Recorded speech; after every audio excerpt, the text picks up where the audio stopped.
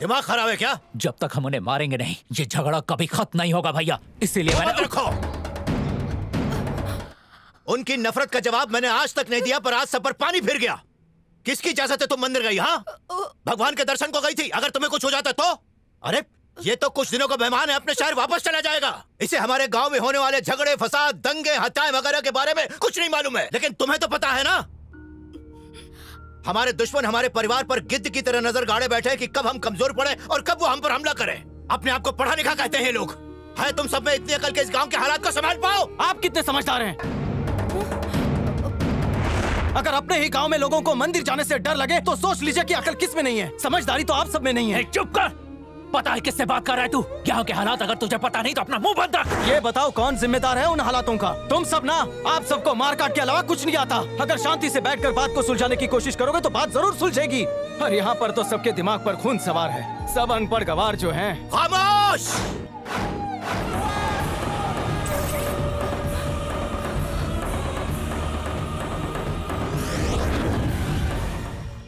तुम्हें कोई कॉलेज का इश्यू लग रहा है क्या?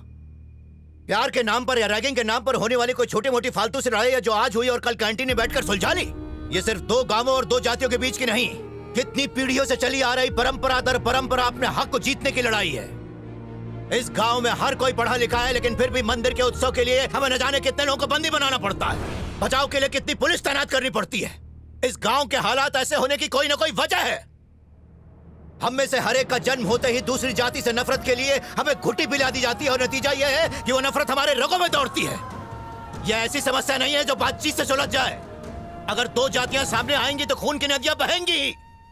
एक को अपनी गलती का एहसास हो जाए तो फिर भी कोई नतीजा नहीं निकलेगा। और तुम क्या कह रहे हो? I am uneducated. Soundara Pandey, M.Tech from BITS Pilani. Uma Maheshwari my wife, integrated mathematics from the same university. Not only from the same university but from the same district.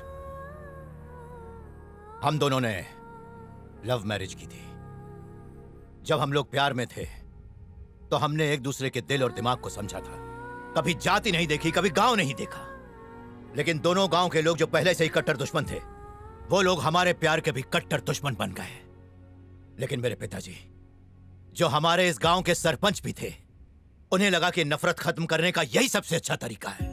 इसीलिए उन्होंने मुझे उमा से शादी करने की इजाजत दे दी। शादी कर ली हमने। दिल में कितने अरमान लिए, सपनों को सजाए, नया जीवन शुरू करने की खुशी में हम इस गांव में आ गए। लेकिन पिताजी, उनकी उन लोगों ने हत्या कर दी थी। मेरे सामने मेरी माँ के आंसू थे। पूरी तरह रोते मेरे भाई बहन थे जो कुछ भी जानते नहीं थे। दुश्मनों को बद्दुआएं देती गांव की औरतें थी। बूढ़े और जवान आदमियों की वो भीड़ थी जो हमारे इस नुकसान का बदला लेने के लिए अपने खून का कतरा कतरा बहा देने को तैयार थी। हम दोनों की शादी होते ही हमारा घर परिवार, हमारा सब कुछ, सब तबाह हो गया। दोनों गांवों में हर तरफ लाशें बिछ गई थी।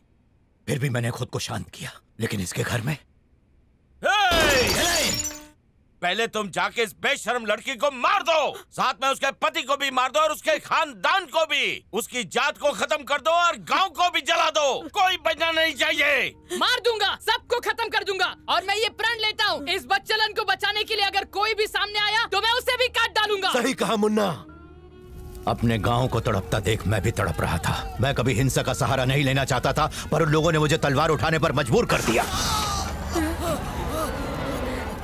पिताजी, दूर हट, तू मेरे लिए मर चुकी है। काट दीजिए भैया। क्या सोच रहे हैं? मारिए भैया, इसे मारिए। इन लोगों ने आपके पिताजी को मारा है।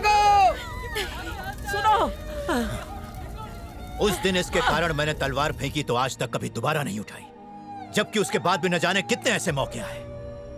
जिस डर में ये रोज जीती है, ये सोच सोचकर कि आज मैं घर लौटूंगा या मेरा मृत शरीर, कोई उस दर्द को नहीं समझ सकता। इस लड़ाई में अगर मैं मारा गया तो हमारे बच्चे भी बदले की आग में उसी तरह जलते रहेंगे। हमने तय किया कि हम खुद के बच्चे पैदा नहीं करेंगे। हमारे तो पहले से ही 2 बच्चे हैं। दरअसल हम चाहते थे कि हमारी आने वाली पीढ़ी इस डर से दूर शांति से जिए। इसलिए हमने अपने बच्चों को ही नहीं, गांव के हर बच्चे को पढ़ने के लिए इस गांव से बाहर भेज दिया। मालूम नहीं कि मैंने सही किया या गलत किया, पर मुझे मिलने वाला इंसान जब मुझसे प्यार से बात करता है तो मन को एक शांति मिलती है कि मेरा फैसला गलत नहीं था। पर हमें शायद अभी और भी सभ्य बनने की जरूरत है।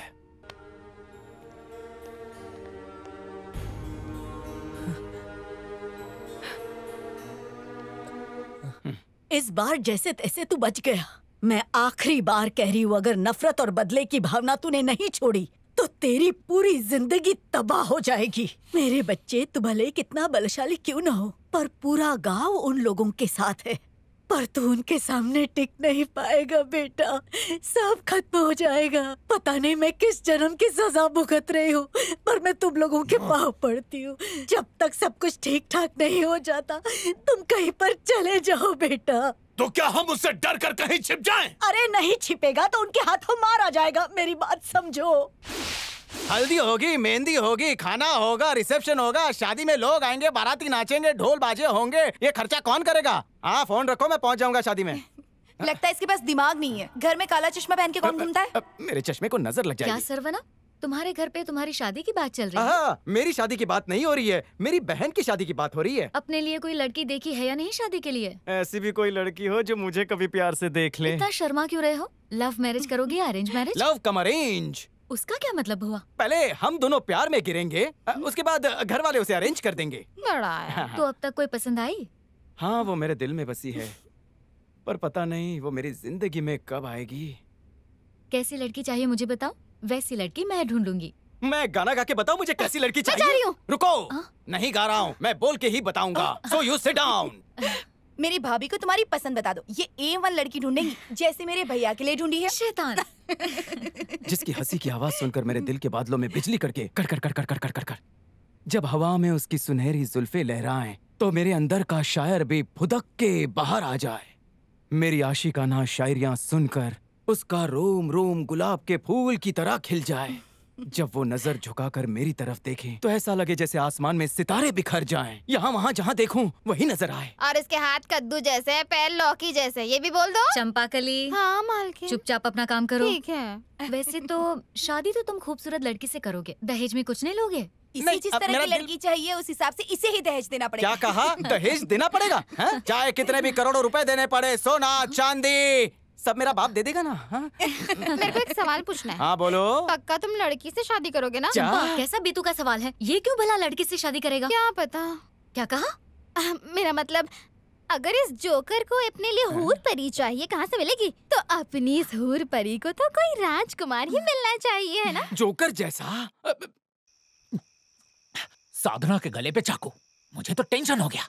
पर ये सरवना, इसने क्या होशियारी दिखाई, झटके में पूरी बाजी पलट दी। मॉर्निंग, सॉरी, गुड इवनिंग भैया। कहाँ गायब हो गया तू? क्या यार, अरे तू 100 साल जिएगा। थैंक यू भैया। अरे लेना। अच्छा, ऐसी गंदी आदतें नहीं है मुझ में। हाँ, वैसे कॉलेज में हम दोनों ने मिलकर बहुत पी है। ए, बोला तू क्यों है? क्या बोल रहा तू? अरे बैठ ना। तेरा भाई बहुत कूल है, देख साथ में बिठा दिया। भैया, एक बहुत ही जरूरी बात पूछनी है। अरे कल सब तेरे को बताया था ना यार। हाँ, आपने कल मरने मारने की बात की थी, मैं जिंदगी की बात कर रहा हूँ। एक्चुअली मैं साधना की शादी की बात करना चाहता हूँ।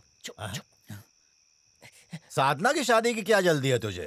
क्या जल्दी है? क्या बात कर रहे हैं? चलिए मैं समझाता हूँ। वेलू भाई ने अब तक शादी क्यों नहीं की? क्यों? क्योंकि अपनी छोटी बहन को डोली में बिठाए बिना ये खुद कैसे घोड़ी चढ़ सकते हैं? ऐसा क्या? सावित्री और कृष्णा की शादी के लिए आप दोनों ने मंजूरी दे दी है, पर फिर भी शादी नहीं हो सकती। पूछे क्यों? क्यों? क्योंकि कृष्णा की छोटी बहन साधना की शादी से पहले कृष्णा अपनी शादी कैसे कर सकता है? इसलिए साधना की शादी होगी, उसके बाद ही सब लोगों के नंबर लग सकते हैं। तू कहना क्या चाहता है? मैं कहना चाहता हूँ कि अगर साधना के लिए कोई बहुत ही हैंडसम सा स्मार्ट लड़का अगर आप ढूंढ लें तो सबकी नैया पार हो सकती है। ये लड़का ठीक बोल रहा है। वाह, आई लव यू भैया। एक बार फिर से बोल। वाह, आई लव यू भैया। ये बोलने को नहीं बोल रहा हूँ, वो बोल जो बोलने आया है। तो मैं सीधा पॉइंट पर आता हूँ। यहाँ पर 3 शादियाँ होने वाली हैं, तो आप मुझे चुप। नहीं भैया, ये कुछ भी बोलता रहता है, ये पागल है, बकवास क्या कर रहा है? अरे चलना यार, मरवाएगा। अरे तुझे कुछ समझा? कृष्णा। अरे आ रहा हूँ ये कुछ नहीं। बोलिए भैया। जरा सरवना के बारे में कुछ पूछना था तुमसे। क्या उसने फिर से कुछ किया? नहीं, कुछ नहीं किया। हम सोच रहे थे कि क्यों ना साधना की शादी उससे करवा दी। साधना के लिए सरवना बिल्कुल सही है, इसीलिए हमने ये फैसला लिया। आपने साधना से पूछा? अरे उसमें उसको क्या पूछना, वो मेरा कहना नहीं टालेगी।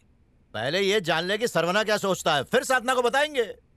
सरवना तेरा दोस्त है ना, तो जरा उससे बात करके पूछ ले और जान ले कि उसे मंजूर है कि कुछ नहीं। पूछने की जरूरत नहीं है। क्यों? उसे साधना पसंद नहीं है? अरे नहीं नहीं नहीं, ऐसा नहीं है। सरवना साधना से बहुत प्यार करता है, इतनी दूर से उसी से तो मिलने आया है। लेकिन ये बात साधना नहीं जानती। जिसे प्यार करता है उससे खाली हाथ नहीं मिलना चाहिए, तो वो खुद जाकर उसके लिए साड़ी लेकर आया है। वो ये साधना को देना चाहता है। मैंने कहा था ना, अच्छे लोगों के साथ हमेशा अच्छा होता है। मुझे दो, मैं इसे देवी के सामने रखूंगी।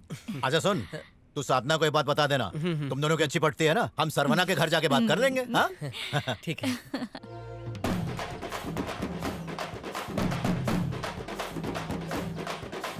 ये हमारे गांव का पारंपरिक डांस है। सालों से चलते आ रहा है। पूरा गांव हिस्सा लेता है इसमें। सच कहूँ तो ना तो शहर में इस तरह का मेला लगता है और ना ही इस तरह का डांस हो सकता है। ये तो यही होता है। अब मुझे इस तरह से घूरना बंद करो और डांस देखो।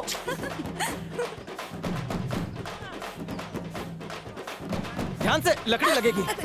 लकड़ी? यही तो यहाँ की असली कला है। और ये जितना दिखता है ना, उतना आसान नहीं है।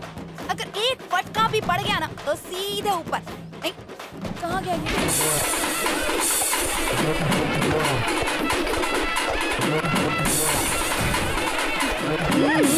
कमाल है।